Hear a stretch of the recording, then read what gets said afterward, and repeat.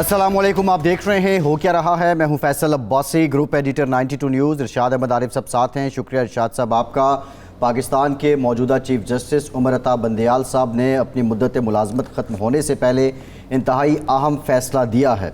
इस फ़ैसले में जो नैब तरमीम के ख़िलाफ़ दरख्वास्त थी उसको काबिल समाअत करार दिया गया है और 500 मिलियन तक की हद तक के जो रेफरेंस नैब के दायरे कार से खारिज करार देने की शिक थी उसको भी कलअदम करार दिया है। ताहम सर्विस ऑफ पाकिस्तान के ख़िलाफ़ रेफरेंस फ़ाइल करने की शिकें बरकरार रखी गई हैं। अदालत ने 50 करोड़ की हद से कम ख़त्म होने वाले तमाम मुकदमात बहाल कर दिए हैं। अदालत ने अपने फ़ैसले में ये भी कहा है कि अवामी ओहदों पर बैठे तमाम अफराद के मुकदमात बहाल किए जाते हैं। अवामी ओहदों के रेफरेंस ख़त्म होने से मुतालिक नैब तरमीम कलअदम करार दी जाती हैं। नैब तरमीम के सेक्शन 10 और सेक्शन 14 की पहली तरमीम कलअदम करार दी जाती है। अदालत ने 50 करोड़ की हद से कम पर ख़त्म होने वाले तमाम मुकदमात बहाल कर दिए हैं और अदालत ने कहा है कि तमाम ख़त्म इंक्वायरीज़ केसेस बहाल किए जाते हैं। तमाम केसेस नैब अदालतों और एहतसाब अदालतों में दोबारा मुकर्रर किए जाएँ। नैब को 7 दिन में तमाम रिकॉर्ड मुताल्लिका अदालतों को भेजने का हुक्म भी सुप्रीम कोर्ट ने दिया है। इस फैसले के बाद पाकिस्तान के एक साबिक सदर और 6 साबिक वज़राए आज़म उनके केसेस भी खुल गए हैं। आज पाकिस्तान के अवाम ये सवाल भी पूछ रहे हैं कि पाकिस्तान की कौमी असम्बली में 242 लोग हैं, ये मुंतखब लोग हैं और इन लोगों को पाकिस्तान के अवाम असम्बली में भेजते हैं। क्या महज 2 जजेस की जो राय है वो पाकिस्तान के अवाम की राय इस कानून साजी पे भारी हो सकती है? ये सवाल पाकिस्तान के अवाम उठा रहे हैं। बहरहाल इस फैसले के असरात क्या होंगे, बिलखुसूस मुल्की सियासत पे असरात क्या होंगे, इस पर भी आज के प्रोग्राम में मुफस्सल बात करेंगे। एक और अहम डेवलपमेंट है, आलमी मीडिया रिपोर्ट के मुताबिक ताशकंद में होने वाली जो कॉन्फ्रेंस है उसमें रूस और अमरीका एक पेज पे नज़र आए हैं। अमरीकी फ़ौज के साबिक कमांडर ने यह कहा है कि अफ़गानिस्तान से इनखला था अमरीका का, वो एक गलती थी। रूस ने पाकिस्तान के उस मौक़िफ़ की तायद की है कि अब से कुछ दिन कबल पाकिस्तान के दफ्तर ख़ारिजा ने यह कहा था कि अमरीका जो असलहा छोड़ गया है अफ़गानिस्तान में वो दहशत गर्दों के हाथ लग गया है। साथ ही साथ जो इस कॉन्फ्रेंस के शुरका थे उन्होंने TTP को भी खित्ते के लिए ख़तरा करार दिया है। ऐसे में जो खित्ते की सूरत हाल है उसके लिए रिस्क क्या हैं और इन हालात में बेहतरी कैसे लाई जा सकती है, इस पर भी सर जोड़े गए हैं। पाकिस्तान की अप्रोच इसमें क्या होगी और जो अफ़गान तालिबान हैं जो उनकी हुकूमत है उसके अलकायदा से रवाबित का भी इंकशाफ किया गया है इस कॉन्फ्रेंस में और साथ ना सिर्फ रवाबित बल्कि उनकी सपोर्ट की बात भी की गई है। अगर हालात ऐसे हैं तो फिर जो आलमी क़ुव्वतें हैं वो इसको किस तनाजुर में देख रही हैं, पाकिस्तान को क्या करना होगा, इन मामलात पर भी आज के प्रोग्राम में बात करेंगे। पाकिस्तान में जो ज़ख़ीरा अंदोज़ी है उसमें एक कहानी और भी है। पाकिस्तान के अंदर स्मगलिंग जो है उसके अंदर भी एक नया रुख है।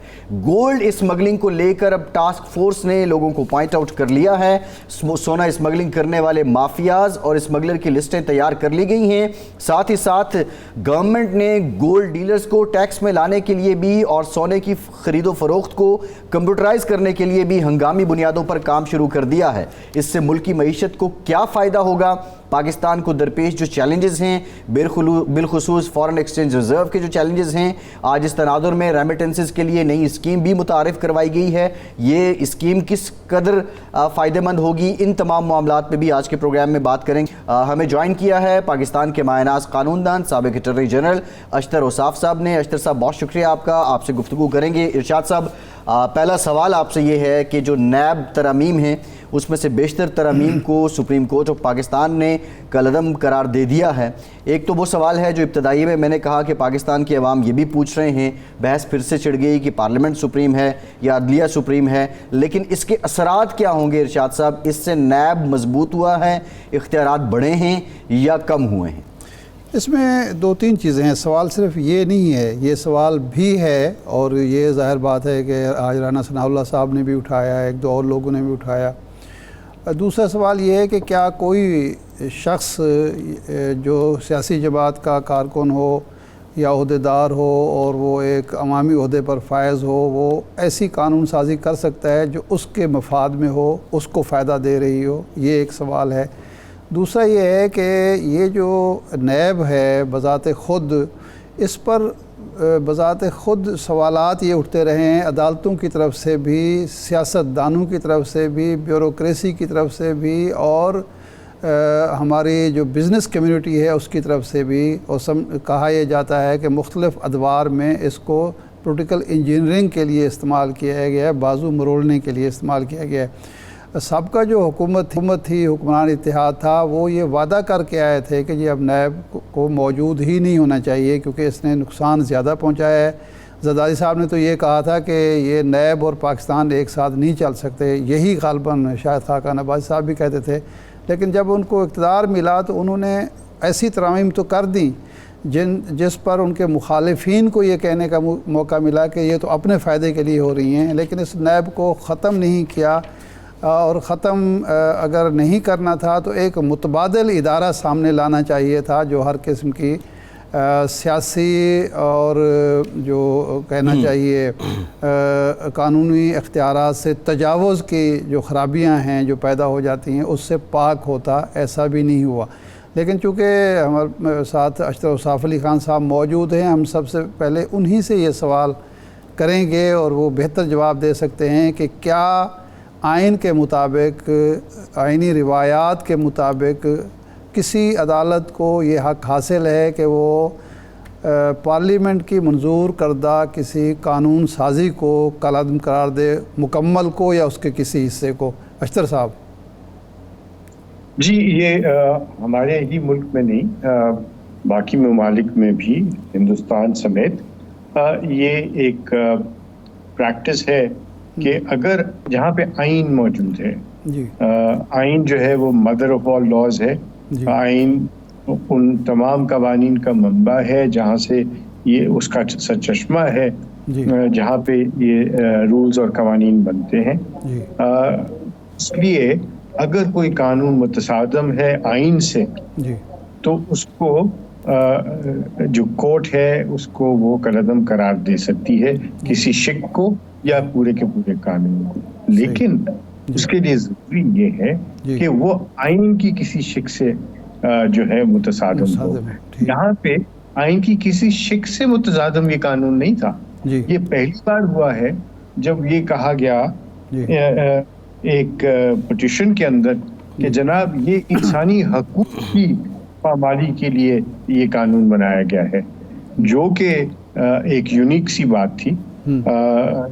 اس میں مجھے تو جو قانون جب میں نے اس کو پڑھا تو مجھے تو اس میں انسانی حقوق کی طرف جاتا ہوا یہ قانون نظر آیا، کیونکہ اس میں یہ نظر آیا کہ جو سپریم کورٹ نے پہلے ججمنٹس دی ہوئی ہیں، جو کرٹیسائز کیا ہوا ہے نیب کے قانون کو اور نیب کے ادارے کو، اس کو سامنے رکھتے ہوئے اس قانون کو ٹویک کیا گیا۔ یہ اس لیے ٹویک نہیں کیا گیا یا اس کو چینج نہیں کیا گیا کہ وہ کسی کو فائدہ پہنچائے، بلکہ یہ وہ تمام کے تمام ججمنٹس ہیں جو سپریم کورٹ کے اور ہائی کورٹس کے ہیں، جس میں انہوں نے یہ کہا کوئی طریقہ کار ہی نہیں ہے کہ پتہ چلے کہ یہ کیس جو ہے نیب کے سپرد کیوں کیا گیا ہے اور یہ اینٹی کرپشن کے سپرد کیوں نہیں کیا گیا، اور یہ انہوں نے کہا کہ ایک لمٹ بتائیے کہ اس لمٹ سے کم کیسز جو ہیں وہ یہاں نہیں آنے چاہیے۔ وہ ترمیم اسی لیے تھی کہ 50 کروڑ سے کم کے کیسز، یہ کیسز ختم نہیں ہوئے، ایک بے پردگی سی اڑائی جا رہی ہے، ایک ڈس انفارمیشن ہے، ایک مس انفارمیشن ہے کہ یہ کیسز ختم ہو گئے تھے، یہ دوسرے اداروں کو بھیجے گئے۔ ایبسلیوٹلی ایسا نہیں ہے کہ ان کو بری ذمہ قرار دے دیا گیا یا ان کو باعزت طور پہ بری قرار دے دیا گیا قانون کے ذریعے، جس طرح NRO آیا تھا۔ یہ NRO میں اور اس میں زمین آسمان کا فرق ہے۔ وہ تو تھا کہ این ماس لوگوں کو معافی دے دی گئی تھی، یہاں پہ تو کسی کو معافی نہیں ہے، بلکہ FIA کے پاس جب کوئی معاملہ جاتا ہے تو وہاں تو کوئی سلسلہ ہی نہیں ہے کہ آپ پیسے ریٹرن کریں۔ اگر یہ اینٹی کرپشن کے پاس جاتا ہے تو وہاں بھی کوئی سلسلہ ہی نہیں ہے ریکوری کا۔ نیب کا ادارہ تھا جس میں ریکوری ہو سکتی تھی، نیب کا ادارہ تھا جہاں سے لوگوں کو جو ہے وہ آپ کہہ سکتے تھے کہ میں کنفیشن کرتا ہوں، اور پھر کنفیشن کرنے کے بعد وہ جو ساری چیزیں ہیں اس کو کریں، اور اس میں بھی ان کو پنشمنٹ ملتی تھی ٹھیک کہ وہ عوامی عہدے کے لیے یا کسی کمپنی کے ڈائریکٹر کے طور پہ یا کوئی بھی عہدہ رکھنے سے قاصر ہو جاتے تھے. FIA اور اینٹی کرپشن کے قوانین میں یہ چیز نہیں ہے. تو یہ تو بہتری کی طرف لا رہے تھے قانون کو. اور کس قانون کو؟ جو ایک عامر نے بنایا تھا, جس کے خالق نے خود کہا کہ یہ ڈرکونین لا ہے. اچھا اشتر صاحب, سوال یہ ہے, یہ جو آپ نے بات کی ہے ذرا ایک اور پہلو ہے, اس پہ بھی رہنمائی کر دیں. اب جو 50 کروڑ سے کم والے کیسز تھے وہ اگر دوسرے اداروں کو ریفر کر دیے گئے تھے اور ان پہ فیصلہ ہو چکا ہے, تو کیا اب وہ بھی بحال ہو گئے ہیں؟ وہ انکوائری یا وہ ریفرنس وہیں سے سٹارٹ ہوگا؟ اگر انکوائریز ہیں تو پھر یہ نیب کے پاس واپس چلی جائیں گی. وہ بھی ایک پہلو ہے جس پہ میں نشاندہی کروں گا. وہ انویسٹیگیشنز اور انکوائریز واپس نیب کے پاس چلی جائیں گی. لیکن اگر وہ کیس چلے اور ان میں لوگ بری ہو گئے ہیں تو وہ اس کیس کے اس فیصلے سے وہ کالعدم نہیں ہو جائیں گے. ٹھیک ہے.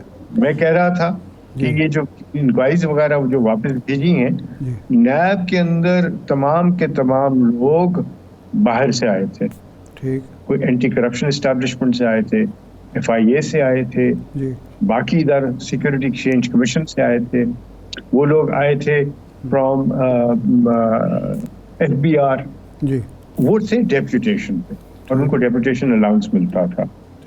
اب سپریم کورٹ ہی کی ججمنٹ کی وجہ سے وہ ڈیپوٹیشنسٹ اپنے اپنے اداروں میں واپس چلے گئے ہیں. بہت سارے فوج سے آئے تھے, وہ سب کے سب واپس چلے گئے. اب جب وہ چلے گئے تو انویسٹیگیشنز کون کرے؟ تو بجائے اس کے کہ یہ ادارہ صحیح طریقے سے آگے چل سکے, آپ نے تو ایک ڈس فنکشنل ادارے کو, جس کے متعلق سپریم کورٹ خود بارہا کہہ چکی ہے, برملا کہہ چکی ہے کہ یہ ایک ایسا ادارہ ہے جس نے پاکستان کی اکانومی کو ریٹارڈ کر دیا ہے. یہ ایک ایسا ادارہ ہے جہاں پہ جو ڈیسیجن میکنگ ہے لوگوں کی, اس کو اس نے کلاؤڈ کر دیا ہے. اس کے اوپر اس طرح کی تلواریں لٹکا دی گئی ہیں, ڈرکونین سورڈز ہیں, کہ لوگ اب بیٹھ کے فیصلے نہیں کرتے کہ نیب کے سوال نامے کا جواب کون دے گا. اچھا اشتر صاحب, ایک جو یہ آغاز ہوا وہ میاں نواز شریف صاحب نے 98 میں ایک بنایا, سیف الرحمان صاحب کی قیادت میں ایک احتساب کمیشن. پہلے وہ احتساب سیل تھا, پرائم منسٹر ہاؤس میں تھا, پھر اس کا نام احتساب کمیشن پڑا. اس کے بعد اس کو آگے بڑھاتے ہوئے مشرف صاحب نے اس کو نیشنل اکاؤنٹیبلٹی بیورو بنا کے نیب بنا دیا. اس پہلے دن سے یہ سوال اٹھ رہا ہے کہ جناب یہ ادارہ جو ہے پولیٹیکل انجینئرنگ کے لیے استعمال ہوتا ہے, مخالفین کا بازو. لیکن جو کاؤنٹر آرگومنٹ تھی میاں نواز شریف صاحب کی اور بعد میں پرویز مشرف صاحب کی, وہ یہ تھی کہ جی جو عوامی عہدوں پر لوگ ہیں وہ اتنے طاقتور ہوتے ہیں کہ ان کا FIA یا اینٹی کرپشن احتساب نہیں کر سکتی. ایک انڈیپینڈنٹ ادارہ جو ہے ان لوگوں کا احتساب کرے جن کے پاس اختیارات ہیں, قومی وسائل ہیں, اور وہ نہ اپنے اختیارات کو استعمال کر سکیں نہ اپنے قومی وسائل کو ناجائز استعمال کر سکیں. یہ کاؤنٹر آرگومنٹ تھی, یہ چلتی رہی. اب اگر یہی کیسز ایک وزیر اعظم کا کیس, ایک وزیر کا کیس, وزیر داخلہ کا کیس FIA کیسے سنے گی, اینٹی کرپشن کیسے سنے گی, یہ ایک ہے. ایک تو یہ بتائیے کہ اس کی موجودگی میں اس ادارے کا برقرار رہنا جواز بنتا ہے نہیں بنتا ہے, ایک بات. دوسرا جو نئی ترمیم ہوئی تھی اس میں دو چیزیں جو مجھے کھٹکتی تھیں. ایک تو یہ کہ بار ثبوت آپ نے ڈال دیا کہ نیب وہ کرے گا, ثابت کرے گا کہ اس کے جو اثاثے ہیں وہ آمدنی سے زائد ہیں, یہ فلاں فلاں چیز اس نے کرپشن سے بنائی ہے. جبکہ انکم ٹیکس لا میں بھی اگر میرے بارے میں کوئی شکایت کرتا ہے, میری گاڑی کے بارے میں, میری ایسیس کے بارے میں, تو مجھے ثابت کرنا ہوتا ہے کہ یہ میرے اپنے وسائل سے بنے ہیں, باہر سے نہیں ہیں. تو اس بنیاد پر یہ ترمیم کالعدم ہونی چاہیے تھی یا نہیں ہونی چاہیے تھی؟ جی, آپ کے سوال کے 3 حصے میں نکالتا ہوں.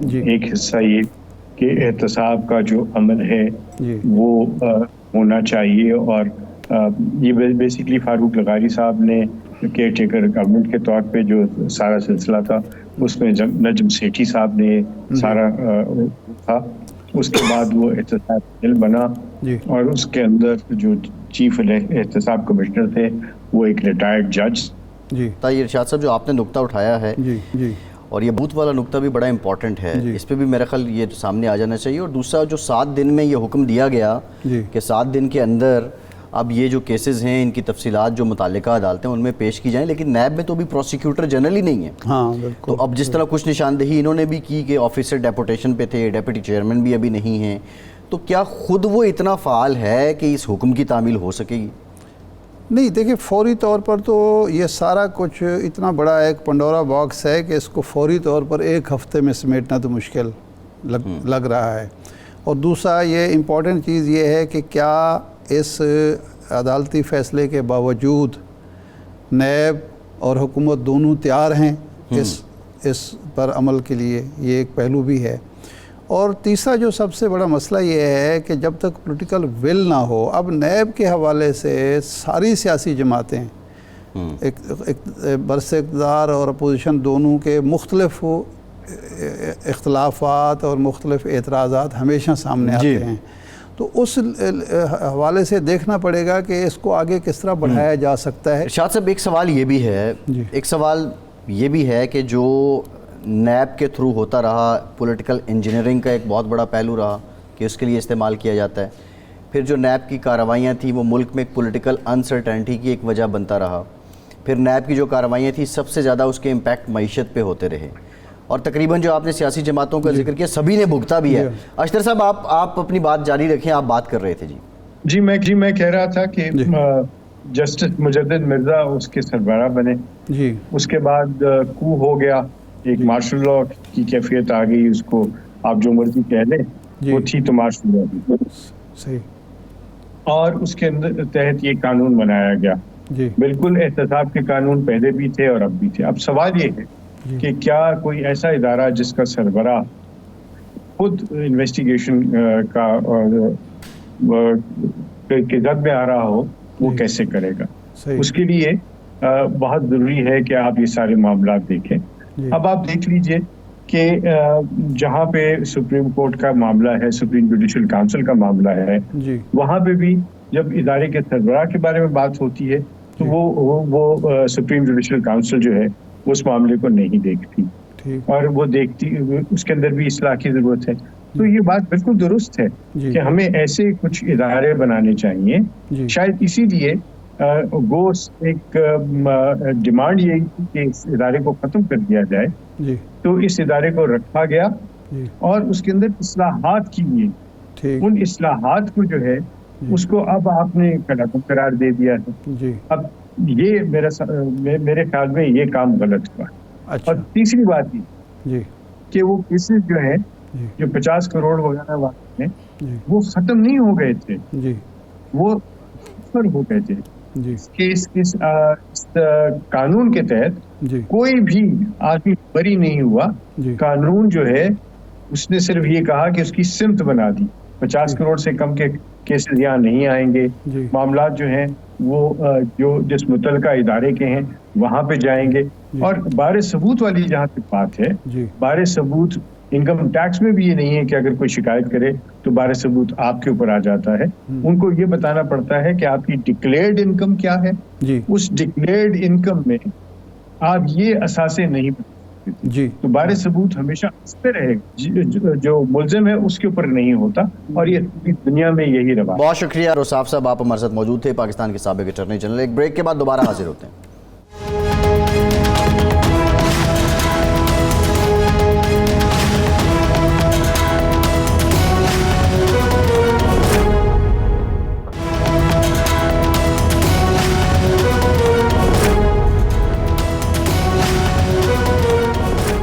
بریک کے بعد ایک بار پھر سے آپ کو خوش آمدید کہیں گے. ہمیں جوائن کیا ہے سید محمد علی صاحب نے، ماہر امور سلامتی ہیں. بہت شکریہ علی صاحب آپ کے وقت کا. علی صاحب آپ کو زحمت اس لیے دی ہے کہ جو حال ہی میں تاشکند میں کانفرنس ہوئی ہے اس میں بہت سے انکشافات ہوئے ہیں اور کسی حد تک پاکستان کا جو موقف ہے اس کی تائید کی گئی ہے.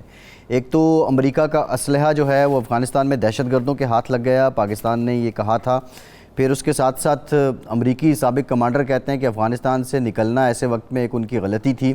اور پھر جو رشین وزیر خارجہ ہیں انہوں نے بھی اپنے تحفظات کا اظہار کیا ہے ٹی ٹی پی پہ، اور بالخصوص جو امریکہ کا اسلحہ افغانستان میں موجود ہے.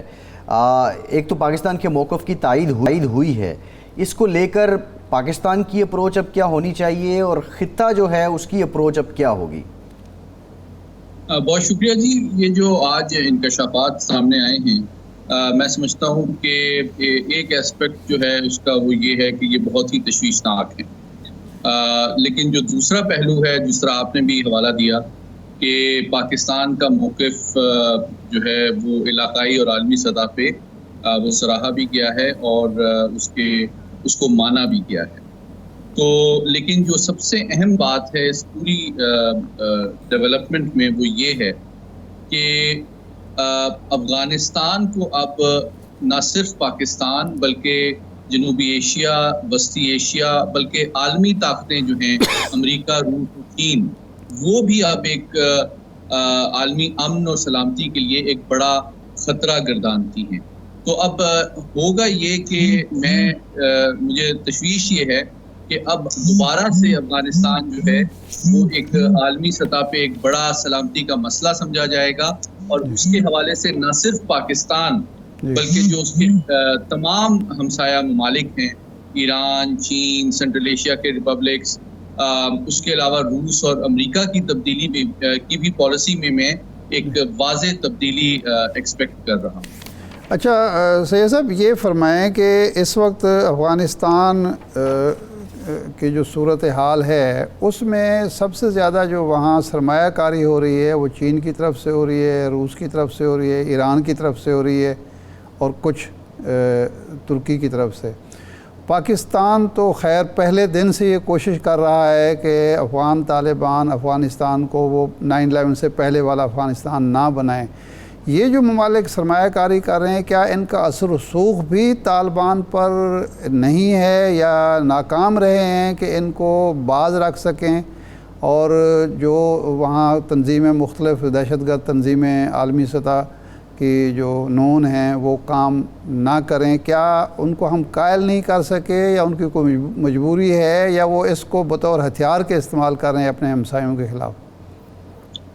میں سمجھتا ہوں جو تینوں باتیں آپ نے کی ان تینوں میں کسی حد تک صداقت اور حقیقت ہے، بلکہ ایک چوتھا پہلو بھی ہے. وہ یہ ہے کہ دیکھیں یہ ایک تکلیف دہ حقیقت ہے کہ پچھلے 2 سال کا جو عرصہ گزرا ہے جس میں افغان طالبان کو اقتدار حاصل ہوا، اس میں انہوں نے جو عالمی برادری سے دوحہ ایکارڈ، پاکستان اور دیگر طاقتوں سے جو اپنی کمٹمنٹس کی تھیں، معاہدے کیے تھے اور جو وعدے کیے تھے، بدقسمتی سے انہوں نے وہ پورے نہیں کیے. اور مختصراً میں یہ کہوں گا کہ پچھلے 2 سال میں پاکستان نے جتنی فراخ دلی کا اور دریا دلی کا اور خیر سگالی کا یعنی کہ مظاہرہ کیا تھا، بدقسمتی سے افغان طالبان کی طرف سے اس کو ریسیپروکیٹ نہیں کیا گیا. تو اب جو ہماری توقعات تھیں وہ ایک تشویش میں بدل چکی ہیں، جس کو انگریزی میں کہتے ہیں there is a method to the madness. یعنی کہ جو وہاں پہ مسلسل افغانستان سے BLA اور TTP کی جو کارروائیاں ہو رہی تھیں، اب ہم اس نتیجے پہ پہنچے ہیں کہ وہ ڈیلیبریٹ بھی ہیں اور ان کو تعاون بھی حاصل ہے. بلکہ آج کی جو سب سے بڑی خبر ہے اسی حوالے سے وہ یہ ہے کہ بعض اطلاعات کے مطابق القاعدہ سے بھی مشاورت اور مدد کسی حد تک افغان طالبان لے رہے ہیں اور افغانستان میں تقریباً 6000 کے قریب داعش کے جو دہشت گرد ہیں وہ موجود ہیں، جس کی وجہ سے نہ صرف پاکستان بلکہ چین، سینٹرل ایشیا کی ریپبلکس، ایران، بلکہ امریکہ اور روس کو بھی بہت تشویش ہے کہ افغانستان نہ صرف یہ کہ دوبارہ سے دہشت گردی کا ایک گڑھ بن چکا ہے بلکہ اس کے نتائج جو ہیں وہ صرف پاکستان یا اس خطے نہیں بلکہ شاید دیگر خطوں پر بھی کی سلامتی پر بھی اثر انداز ہو سکتی ہیں. تو اب اس کو دیکھنے کے میں مختصراً بتاؤں گا 4 پہلو ہیں. پہلا پہلو تو جو ہے وہ یہ ہے کہ چونکہ افغان طالبان نے اپنی کمٹمنٹس پوری نہیں کی ہیں اس لیے ان کو بین الاقوامی برادری سفارتی طور پر باضابطہ طور پر ریکوگنائز نہیں کرتی ہے. اچھا، قطع کلامی معاف، طالبان حکومت اور طالبان جو قائدین ہیں وہ یہ کہتے ہیں کہ ہم نے تو جب اول تو ہمیں اقتدار اس طرح سے منتقل ہی نہیں کیا گیا. چاہیے یہ تھا کہ امریکہ ہمارے حوالے کر کے جاتا اور ہم تمام ذمہ داریاں نبھاتے. ایسا نہیں ہوا. وہ تو اشرف غنی کو بٹھانے پر تھے, وہ بھاگ گئے تو ہم نے خلا پور کیا. لیکن عالمی برادری نے ذمہ داریاں پوری نہیں کی کہ ہمیں تسلیم نہیں کیا, ہمارے اثاثے منجمد کر دیے گئے, ہمارے لیے مختلف قسم کی سینکشن جو انہوں نے ختم کرنی تھی وہ نہیں کی. ان کے آرگومنٹ یہ ہے کہ عالمی برادری نے اور خاص طور پر امریکہ نے اپنی ذمہ داریاں پوری نہیں کی اور ہم مجبور ہیں ان تنظیموں کے سامنے, اور ہم ہمارے پاس اتنی طاقت نہیں ہے کہ بیک وقت ساری تنظیموں سے لڑائی لیں.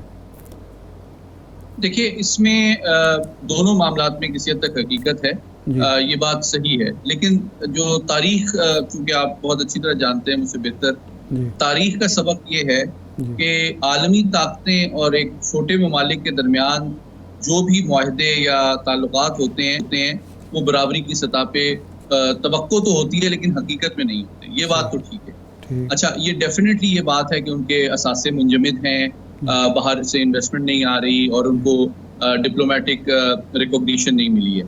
لیکن اس کے باوجود اس کی جو کنڈیشن ہے اس کو شاید میں یہ سمجھتا ہوں کہ بڑی طاقتیں خصوصاً امریکہ وغیرہ نے ایک لیوریج کے طور پہ, ایک بارگیننگ چپ کے طور پہ رکھا تھا کہ اگر یہ اپنی کمٹمنٹس پوری کریں گے تو بتدریج, اور یہ صرف امریکہ نہیں, روس اور چین بھی یہ توقع تھی, بلکہ میں کچھ ایسے انیشیٹوز کا پارٹ بھی رہا ہوں پچھلے چند سالوں میں جس میں روس اور چین کی کوشش تھی کہ ایک ریجنل اپروچ ڈیولپ کی جائے کہ امریکہ کے انخلا کے بعد نہ صرف یہ کہ افغانستان کی مدد کی جائے, اس کو ڈیولپ کیا جائے, اسٹیبل کیا جائے, لیکن ان تمام ممالک کی مشترکہ طور پہ یہ ایکسپیکٹیشن تھی کہ وہ اس افغان ٹیریٹری کو کسی دہشت گرد تنظیم کو جگہ نہیں دیں گے اور کسی ہمسایہ ملک کے خلاف استعمال نہیں کریں گے. چین کا آپ نے حوالہ دیا, دیکھیں چین کو بھی یہ تشویش ہے کہ جو ایسٹ ترکمستان انڈیپینڈنس موومنٹ ہے اس کے لوگ افغانستان میں موجود ہیں. داعش کے حوالے سے روس کو, چین کو, سینٹرل ایشیا کو, ایران کو بھی تشویش ہے. ٹی ٹی پی اور بیلے کے حوالے سے ہمیں تشویش ہے. تو کہنے کا مقصد یہ ہے کہ اب یہ افغانستان کی صورتحال صرف پاکستان کے لیے تشویش کا باعث نہیں ہے, بلکہ وہاں پہ ایسی تنظیمیں اپنی جگہ بنا چکی ہیں جن سے صرف نظر بھی کیا ہے, اور اب بعض لیٹسٹ اطلاعات کے مطابق شاید افغان طالبان اسے تعاون بھی کر رہے ہیں. اچھا, یہ جو نقطہ ہے علی صاحب یہی میں آپ کی طرف آ رہا تھا کہ افغانستان کی اگر ہم آبادی کی کمپوزیشن دیکھیں, بڑی تعداد میں پشتون ہیں, پھر دوسرا نمبر تاجک کا ہے, پھر اس میں ہزارہ بھی ہیں, اس میں بلوچ بھی ہیں, اور ایک بہت بڑا سیگمنٹ جو ہے وہ شاید پسند نہیں کرتا جو موڈ آف گورننس ہے طالبان کا, اس کو بھی. ایون گرلز ایجوکیشن دیکھ لیں, اس میں بھی آئے دن جو تاجک کمیونٹی ہے وہ آواز اٹھاتی ہے. اور جو آپ یہ کہہ رہے ہیں کہ ان تنظیموں کو وہ تعاون بھی اس لیے کرے کہ اس کی کسی حد تک مجبوری ہے, تو کیا یہ خدشہ موجود ہے کہ جو پاکستان کا موقف رہا ٹی ٹی پی کے خلاف جو ہے وہ کارروائی کریں یا انہیں ان سرگرمیوں سے روکیں, اور اس لیے افغان طالبان حکومت نے تعاون نہیں کیا کہ ان کو یہ لگتا ہے کہ یہ کہیں کسی اور کے ہتھے نہ لگ جائیں اور ہمارے خلاف استعمال نہ ہوں؟ جی بالکل, میں اس کا تھوڑا سا جامع انداز میں مجموعی تجزیہ کر دیتا ہوں. دیکھیں, ایک جانب ان کے پاس بارگین کیا ہو رہا ہے, ایک جانب ڈپلومیٹک ریکوگنیشن ہے اور دوسری جانب پلڑے میں تین چیزیں ہیں. سیکیورٹی کمٹمنٹس ہیں, ایک inclusive broad base political government ہے, اور ساتھ ہی ساتھ ان کی کچھ سوشل کمٹمنٹس بھی ہیں جو ایکسپیکٹیشنز ہیں عالمی برادری کی کہ اپنے ہیومن رائٹس ریکارڈ کو بہتر کریں گے, خواتین کو, بچوں کو مین اسٹریم کریں گے. تو دوسرے پلڑے میں جو تینوں چیزیں ہیں کہ سیکیورٹی کمٹمنٹ کہ افغانستان کی سرزمین دہشت گردی کے لیے استعمال نہیں ہونے دی جائے گی, یا کسی دہشت گرد تنظیم کو یہاں پہ قدم جمانے کی اجازت نہیں دی جائے گی. یہ کمٹمنٹ کسی بھی ورلڈ پاور یا ریجنل پاور یا نیبر انکلوڈنگ پاکستان کی پوری نہیں کی انہوں نے, نمبر 1. نمبر 2, یہ شروع سے یہ ایکسپیکٹیشن تمام دنیا کی تھی, پاکستان کی بھی, کہ ریئلسٹکلی اسپیکنگ ظاہری بات ہے کہ ہمارے پاس پشتون زیادہ ہیں اور ہمیں ان سے ہمدردی ہے, لیکن ان کے اپنے مفاد میں یہ ہے کہ وہ ایک ایسی ریپرزینٹیٹیو اور براڈ بیس گورنمنٹ بنائیں جو کہ تمام کمیونٹیز اور مکاتب فکر کی نمائندہ ہو, تاکہ وہاں سلامتی بھی ہو اور اسٹیبلٹی بھی آئے. تو یہ دوسرا پہلو بھی نہیں انہوں نے کیا. اس پہ بھی عمل درآمد نہیں کیا. اور تیسرا پہلو یہ ہے کہ ہیومن رائٹس ریکارڈ کو بھی تھوڑا بہتر کریں. اور جو اسلامی نظریہ ہے وہ تو دنیا میں 57 ممالک میں پریکٹس ہوتا ہے, لیکن خواتین کے حوالے سے, بچوں کے حوالے سے, خواتین کی تعلیم کے حوالے سے جو دیگر اسلامی ممالک کی بھی ایکسپیکٹیشنز ہیں اس کو پورا کریں. لیکن بدقسمتی سے یہ تینوں ایکسپیکٹیشن چونکہ پوری نہیں کی گئی, اس لیے اب میں کنکلوژن کی طرف آتا ہوں. نہ تو یہ لائکلی ہے کہ ان کو ڈپلومیٹک ریکوگنیشن ملے گی, اور نہ ہی, اور میں بلکہ یہ سمجھ رہا ہوں کہ اب مجھے تشویش میں یہ اضافہ ہو رہا ہے کہ پوری عالمی برادری اور بڑی طاقتیں, پہلے تو دیکھیں صرف امریکہ اور مغربی دنیا کو ان کے ساتھ مسائل تھے, لیکن اب روس اور چین کو بھی اتنے ہی ان کے حوالے سے تشویش ہے جتنی پاکستان کو اور دیگر دنیا کو ہے. تو اب اگر وہ سمجھتے ہیں کہ وہ بلیک میل کر سکتے ہیں یا نیگیٹولی پاکستان کے خلاف TTP کو استعمال کریں گے, ETIM کو چین کے خلاف استعمال کریں گے, داعش کو وہ ایران اور دیگر چین کے اور دیگر ممالک کے خلاف استعمال کریں گے, تو اس طرح تو دنیا میں آپ نہیں رہ سکتے. جی ٹھیک ہے. اچھا ایک بریک لیتے ہیں علی صاحب ایک بریک لیتے ہیں. آپ کا ذکر کیا, لیکن چین نے تو اپنا سفیر وہاں لگا دیا اور ان کے سفیر نے وزیر اعظم افغانستان کو اپنی اسناد بھی پیش کر دیے, سفارت خانہ بھی اب آپریشنل ہے. بریک کے بعد اس پہ بات کرتے ہیں اور گولڈ کی اسمگلنگ سے متعلق بھی بات کریں گے. ہمارے ساتھ رہیے.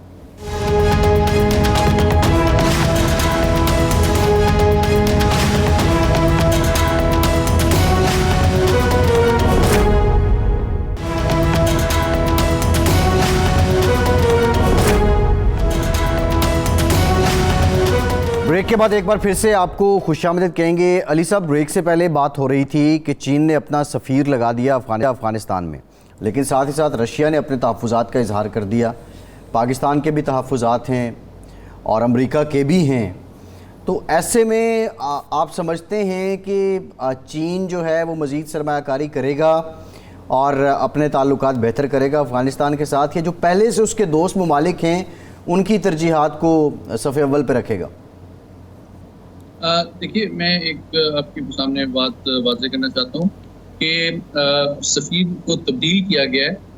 کوئی نیا سفیر, مطلب یہ نہیں تھا کہ پہلے وہاں سفیر نہیں تھا. دوسری بات یہ ہے کہ دو پہلو ہیں سفارت کاری کے. ایک تو یہ کہ دیکھیں نارمل جو نظام حکومت ہوتی ہے اور ریاستوں کے جو تعلقات ہوتے ہیں, ویزا ایشو کرنا اور دوسرے معاملات جو ہیں, اس کے لیے سفارتکار تو وہاں موجود ہیں. اس کو ناظم الامور کہا جاتا ہے, جس کو شارڈی افیئر کہتے ہیں. پاکستان کے بھی ناظم الامور وہاں پہ موجود ہیں, لیکن اس کا مطلب یہ نہیں ہے کہ سفارتی سطح پہ جو اہم نقطہ ہے, سفارتی سطح پہ یا عالمی سطح پہ یا قانونی لحاظ سے جو موجودہ کابل انتظامیہ ہے اس کو formally recognise as a representative نمائندہ کے طور پہ دنیا نہیں کرتی ہے. اس کا ایک ثبوت آپ کے سامنے رکھتا ہوں. دیکھیں ایشیا کپ ہو رہا ہے ابھی آج کل سری لنکا میں. آپ نے نوٹس کیا اس بات کو کہ جو افغان ٹیم وہاں پہ کھیل رہی ہے وہ پرانے افغانستان کے جھنڈے کے انڈر کھیلتی ہے. وہ موجودہ جو حکومت افغانستان ہے, جو موجودہ ان کا جھنڈا ہے, وہ کیری نہیں کرتی ہے. وہ انٹرنیشنلی ابھی اقوام متحدہ میں بھی ان کے جو بھی صاحب جائیں گے, وہ افغانستان کا جو جھنڈا ہے ان کا, وہ افغان طالبان جو کلمہ طیبہ جس کے اوپر سفید جھنڈے کے اوپر لکھا ہوا ہے, وہ یونائٹڈ نیشن میں یوز نہیں ہوتا ہے. اچھا, یہ سمبل ہے, یہ علامت ہے اس بات کی کہ ان کو ریاست افغانستان کا عالمی سطح پہ سفارتی سطح پہ نمائندہ نہیں سمجھا جاتا. ایک بات. اچھا, اب ہم آتے ہیں اس بات پہ کہ چین کی جو آپ نے بات کی. دیکھیں چین ڈیفینیٹلی اس نے بلکہ گڈ فیتھ میں سی پیک کو بھی افغانستان کی جانب ایکسٹینڈ کرنے کی بات کی, اور پاکستان نے اس کو کچھ عرصہ پہلے ایک خوشائن ڈیولپمنٹ کے طور پہ دیکھا. پلس انہوں نے کافی میجر مائننگ میں, انرجی سیکٹر میں تیل کے کنویں کھودنے کی بات کی, انویسٹمنٹ کی بات کی. وہاں بہت بڑی, آپ کو پتا ہے دنیا کی سب سے بڑی کاپر کی مائن ہے, تانبے کی اینک مائن, اس میں انویسٹمنٹ کی بات ہوئی. لیکن ان چیزوں کے باوجود جو چین کے ان کے حوالے سے افغانستان کے حوالے سے تحفظات اور خدشات تھے کہ بھائی ان ریٹرن آپ سے ہم ایکسپیکٹ یہ کرتے ہیں کہ جو اینٹی چائنا جو دہشت گرد تنظیمیں ETIM وغیرہ, ان کو آپ بالکل جگہ نہیں دیں گے. لیکن ان کے بھی خدشات ابھی تک انفارچونیٹلی پورے نہیں ہوئے, اور اس کا ثبوت اسی کانفرنس کا میں حوالہ دوں گا جس کا آپ نے شروع میں ذکر کیا جو تاشکند میں ریسنٹلی ہوئی ہے، جس میں یک زبان ہو کے روس، چین، central Asian republics, Pakistan, Iran, انہوں نے وہاں پہ موجودہ جو صورتحال ہے افغانستان کی اس پہ شدید تحفظات کا اظہار کیا ہے۔ تو یہ دونوں چیزیں جو ہیں ایک دوسرے سے مربوط اور منسلک ہیں کہ ایک ہاتھ سے ہم آپ کو انویسٹمنٹ اور ریکگنیشن اس وقت دیں گے جب آپ اپنی سیکیورٹی کی، پولیٹیکل اور جو آپ کی سوشل کمٹمنٹس ہیں وہ پوری کریں گے، جو کہ وہ کرتے ہوئے نظر نہیں آ رہے ہیں۔ جی جی صحیح ہے۔ اچھا علی صاحب، ایک اور معاملہ ہے، اب ٹاسک فورس نے نشاندہی کی ہے، کچھ لوگوں کی لسٹیں بنائی ہیں جو مافیا گولڈ کی اسمگلنگ میں ملوث ہے۔ گولڈ کا پاکستان کی معیشت سے تو آبویسلی تعلق ہے، لیکن اس کا جو قومی سلامتی ہے اس کے ساتھ کیا لنکڈ ہے، اور کتنے بڑے پیمانے پہ یہاں پہ گولڈ کی بھی ذخیرہ اندوزی اور اسمگلنگ ہو رہی ہے؟ کوئی اعداد و شمار ہیں، اندازہ ہے؟ جی، میں اس کی طرف پچھلے موضوع سے اس کو منسلک کرتا ہوں۔ ایک چیز تو افغانستان کے بارے میں اسی گولڈ کے حوالے سے میں بتاتا چلوں کہ دیکھیں، ایک اور پہلو جو افغانستان کا بہت امپورٹنٹ پاکستان کی نیشنل سیکیورٹی کے حوالے سے ہے، وہ یہ ہے کہ چونکہ وہ انٹرنیشنلی ریکگنائز نہیں ہے، تو انٹرنیشنل بینکنگ چینل کا وہ حصہ نہیں ہے، تو پریکٹیکلی ان کی تمام معیشت جو ہے وہ بلیک اکانومی پہ ہی چل رہی ہے۔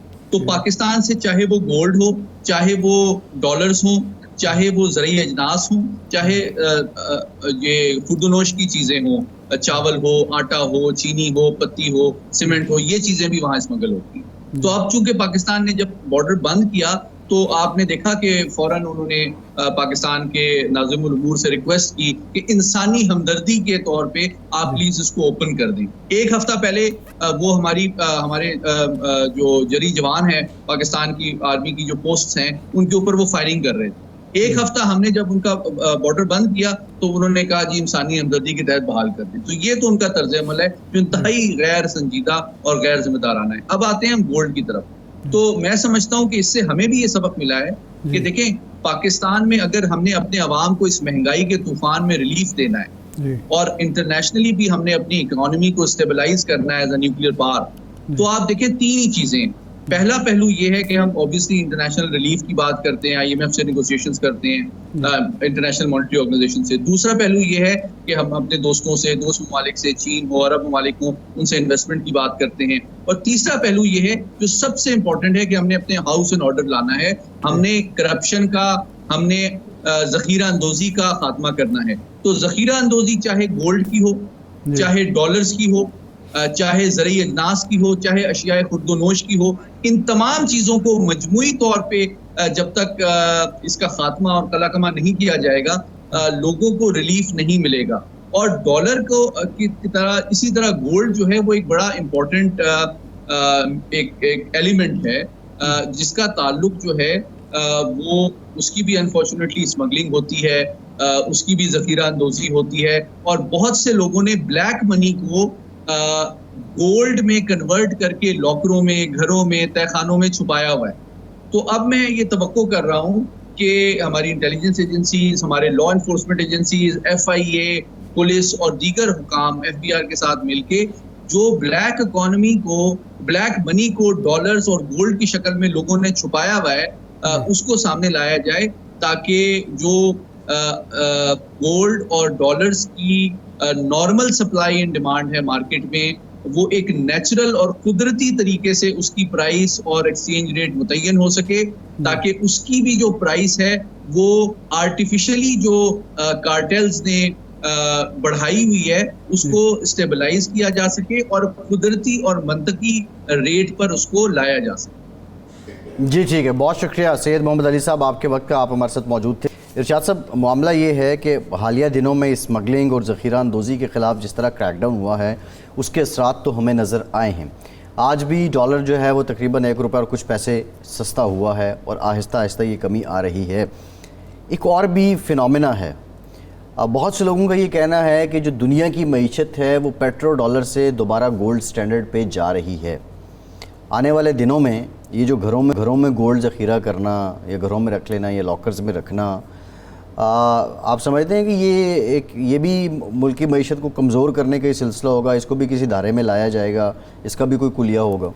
جناب پرویز مشرف کے دور میں ایک تجویز آئی تھی کہ یہ جو اس وقت غالباً انڈیا نے اور تھائی لینڈ یا چائنا نے یہ کیا تھا کہ جو گولڈ ریزرو تھے نا ان کی بنیاد پر ان کو ظاہر کر کے تو ان کی بنیاد پر اپنی وہ انہوں نے میرے خیال پلج کیے تھے یا کوئی تھا تو اس کے نتیجے میں اپنی معیشت بہتر کی تھی. تو یہاں بھی ایک تجویز آئی تھی کہ اس طریقے سے یہ جو ہم گھروں میں ایک رکھ لیتے ہیں جی 200 تولہ سونا 500 تولہ سونا کلو یہ نکل آتے ہیں بعض اوقات اس کا کوئی ہونا چاہیے. وہ خیر نہیں ہو سکا. ڈاکٹر عشرت حسین جو تھے گورنر اسٹیٹ بینک جو تھے انہوں نے کوئی ایک تجویز پیش کی تھی. پرابلم ہمارے یہاں جو ہے وہ یہ ہے کہ ہمارے یہاں ایک صحیح قدم اٹھایا جاتا ہے اور اس کے راستے میں رکاوٹیں کھڑی کر دی جاتی ہیں جی اور نتیجہ یہ ہے کہ وہ صحیح قدم پھر آگے بڑھ نہیں پاتا. ایک ٹرم استعمال ہوتی ہے یہ ڈاکٹر محبوب الحق صاحب نے دی تھی اکانومی کو اور جس کے بعد یہ پھر ان کو وہ ایوارڈ بھی ملا تھا. ایک ہوتی تھی ڈیولپمنٹ کی بات کہ جی فلاں ملک میں ڈیولپمنٹ ہو رہی ہے فلاں قوم جو ہے ڈیولپ قوم ہے تو انہوں نے ایک سسٹینیبل ڈیولپمنٹ کی بات کی. پائیدار ترقی. انہوں نے کہا تھا کہ ترقی کوئی نہیں آپ کے پاس سونا نکل آیا ہے تیل نکل آیا ہے آپ کے کوئی اور چیزیں آ گئی ہیں تو اس کے بعد آپ نے ترقی کر لی ہے عمارتیں بنا لی ہیں بندرگاہیں بنا لی ہیں آپ نے ہوائی اڈے بنا لیے ہیں لیکن یہ اس وقت تک رہیں گے جب تک وہ آپ کے پاس ذخائر رہیں گے. جی لیکن اگر اس میں آپ سوشل ایلیمنٹ شامل نہیں کریں گے تعلیم اور صحت کو شامل نہیں کریں گے تو وہ سسٹینیبل نہیں ہوگی. کہ آپ کے پاس وسائل ہیں لیکن جو پڑھی لکھی تعلیم یافتہ صحت مند قوم نہیں ہے افرادی قوت نہیں ہے تو اس ترقی کو وہ پائیدار انداز میں آگے نہیں بڑھا سکے گی.